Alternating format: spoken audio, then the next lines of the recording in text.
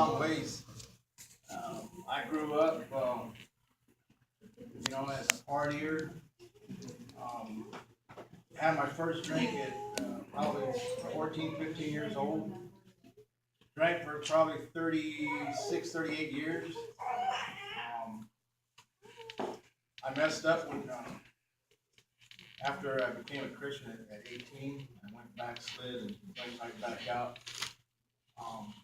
Because I ended up mingling with my high school friends again, and they wanted to go out and party, and so we had a good time, and I was out. Probably, I could have been a pretty good pastor by now if I had stayed in. I pretty much lost all those years. I want to say probably 36 years at least. I had a lot of ups and downs, a lot of relationships. Went through 4 marriages. Every time alcohol was involved, drugs were involved. I didn't know what meth was until I went to work as a minor.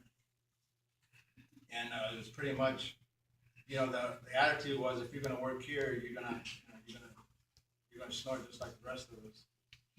And so that's pretty much, how it began. And then I started selling.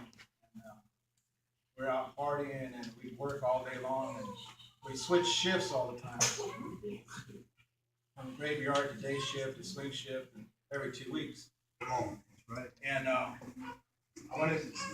had 3 drunk drivings. Before I went in on the 3rd one, I prayed out to God, and I didn't want to drink anymore, and I was going to quit. I just wanted to quit, finally quit. And I was flying up north, and I came back home and started hanging out with the guys again.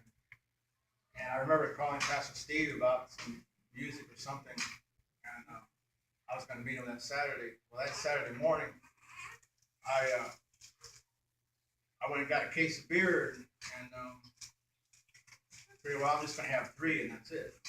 I ended up drinking all the way through the next day, and then got into an argument, and got in my truck, took off, and cop followed me for a couple miles and pulled me over, and I got my 3rd DUI, and ended up back in jail. And I think it was just God getting a hold of me, because I told him I was going to start giving myself to the church, and I was going to start doing things. And when I got drunk and got back out again and in trouble, I think God just got a hold of me and said, okay, this is it. You don't have an option anymore.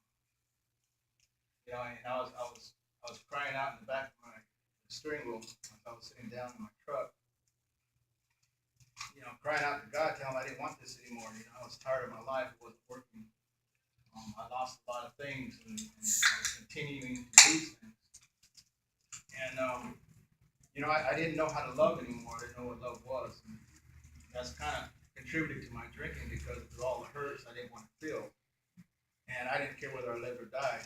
I didn't care if, I drank, and if it killed me, then it killed me. As long as I didn't have to feel anymore.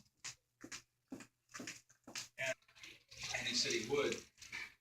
And so, since that's following Sunday, I came into church, and I hadn't told him what had happened. And he was at the altar, and he said God was speaking to him, that there was someone who was crying out to the Lord behind the steering wheel of the car. And he wanted him to come up to the altar. He said he has this vision of somebody. And I didn't go up, because I thought, that maybe that was somebody else. And it was kind of like a missed opportunity, because then he went on, and then I didn't go up, and I said, well, I lost that opportunity. So this time I knew I had to get up there. And so he prayed on me, and from that day forward, I never had a drink. And it's been 16 months.